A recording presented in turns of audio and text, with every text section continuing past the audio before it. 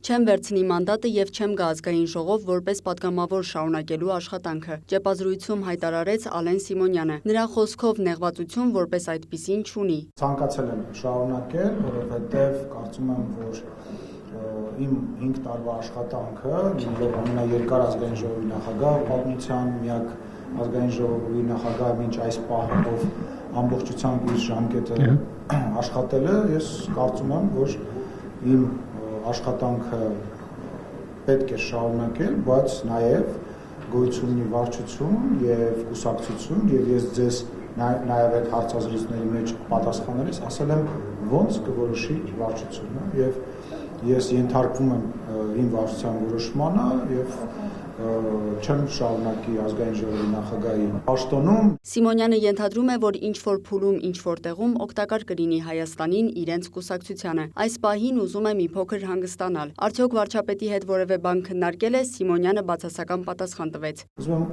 առիթը օգտագործեմ, ասեմ, խնդրեմ ապագայի հետ էլ կապված։ Ես քաղաքականության մեջ կամ միայն քաղաքացիական պայմանագրի շրջանակում միայն վարչապետ Նիկոլ Փաշինյանի հետ։ Սիմոնյանը հերքեց շրջանառվող լուրերը, թե իրեն դիտարկում են որպես Հայաստանի նախագահի թեկնածու, նշեց դա անհեթեթություն է։ Ես նման բան չեմ մտածում, երբևիցե որևիցե մեկի հետ նման խոսակցություն չեմ ունեցել, կոռեկտ չեմ համարում, մենք Հայաստանի Հանրապետությունը ունի նախագահ, իդեպ ասեմ, որպես քաղաքացի, իմ ամենասիրված, իմ կողմից ամենահարգված նախագահն է։ Տեղեկացրեց նաև, որ ակտիվ քաղաքականությունից չի հեռանալու։ Նույնպես քաղաքական գործիչները շատ են քաղաքական դաշտում, որ ես քաղաքական դաշտը լքեմ, թողնեմ այսպես ասած եռագլուխ միավորմանը, որպեսզի շարունակեն Հայաստանի Հանրապետությունը բզկտել, ես քարոզարշավի մեջ եմ եղել եւ ես մեր քաղաքացիներին, իմ գործընկերների հետ եւ վարչապետի հետ միասին բան եմ խոստացել։ Հիմա իմ խրամատը ես 5 տարի ստեղ պահեցի, մեկ այլ տեղ իմ խրամատը կշարունակեմ պահել։ Սիմոնյանը նշեց, որ շարունակելու է պաշտպանել իր թիմին եւ թիմի գաղափարները, հավելելով, որ պարզ ճակատով է ավարտում այս փուլը։ Նա Ռուբեն Ռուբինյանին համարեց իրեն փոխարինող ազգային ժողովի նախագահի լավագույն թեկնածուն։ Հաջողություն մաղթեց փոխնախագահների թեկնածուներ առաջադրված Հայկ Կոնջորյանին եւ Վահագն Ալեքսանյանին։ Անդրադառնալով ընտրության արդյունքներին Սիմոնյանը նշեց, ասել էր, որ իրենք ավելի շատ ձայն են հավաքելու, քան նախորդ ընտրություններում։ Ես չեմ համարում, որ 728,000 Հայաստանի Հանրապետության քաղաքացին դա քիչ է, քան 680,000 Հայաստանի Հանրապետության քաղաքացին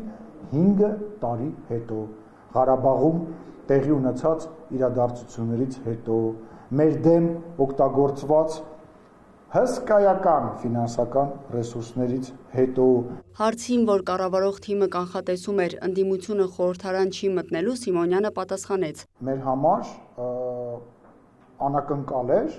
որ այդ ծավալի կարելի էր փող ծախսել, այդ ծավալի մեր դեմ հարձակում ա եղել։ Պատկերացրեք, դուք դուրս եք գալիս քաղաքական ճակատամարտի եւ տեսնում եք, որ ձեր առաջ ավելի շատ ֆինանս եւ ավելի շատ ռեսուրս ա ծախսվել, քան դուք պատկերացնում եք։ Մենք իրականում 65% մաքուր ձեն կստան, եթե դուք մենք նույն բանով վերցնենք, հա, նույն մասնակցությունով վերցնենք, չէ՞ որ ելակետային թիվ չկա, երբ որ դուք ինձ 3 տարի առաջ կամ 2 տարի առաջ հարցնում եք, ես ելնում եմ այն թվից, որը որ մասնակցել է միշտ, հա, բայց 100,000-ներով մարդկանց տարվել է ընտրատեղամաս, մարդիկ, չգիտեմ, լսած կլնեք այդ պատմությունը, ընտրատեղամասներ կա, մարդիկ տեղ ասում, «Յա, դու եկել ես, դու ստեղ ես, գյուղերում տներ կային, որոնք որ փակ են եղել, բայց այդ ընտանիքները ինչ որ ձևով հայտնվել են եւ տարվել են ընտրատեղամաս եւ արվել են, այսինքն մենք խոսում ենք հիմա հավասար պայմաններում, թե չէ»։ Դիտարկմանը, որ քաղաքացիական պայմանագիրը մեծ գումարներ է ծախսել քարոզարշավ իրականացնելու համար, Սիմոնյանը նշեց, բոլոր ծախսերը բաց են, դրանք տեխնիկական բնույթի են եղել։ Չգիտեմ դրոն շոուի վրա ինչքան է ծախսվել, հա, բայց մենք փող չենք բաժանել, մեկ, երկրորդը մենք փող ունեցող կուսակցություն ենք, այդ ես եմ օլիգարխ, Նիկոլ Փաշինյանն է օլիգարխ, թե չգիտեմ, Արադ Միրզոյանն է օլիգարխ, ուզում հասկանամ, այդ ինչ փող ենք մենք ծախսել։ Ինչ փող, դրամաղավակ ենք արել, դրանք բաց են, իմիջիալոց այդ թափանցիկությունը կուսակցությունների մեր կողմից արված, բերված բան է,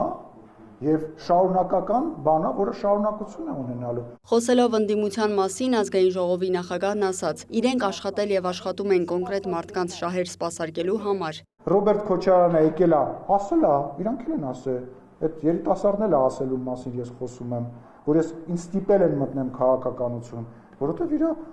պապայի հետ կապված քրեական գործեր կա, բա որ չլներ ինքը մտնել, իրանք ասել են, նույնը ասել է Սամվել Կարապետյանը, այդ մարդիկ ստեղ գալու են ձեր շահերը պաշտպանեն, Հայաստանի Հանրապետության ժողովրդի շահերը պաշտպանեն, եթե տես լիներ 5 տարվա ընթացքում մի հատ այդ շահերից դուրս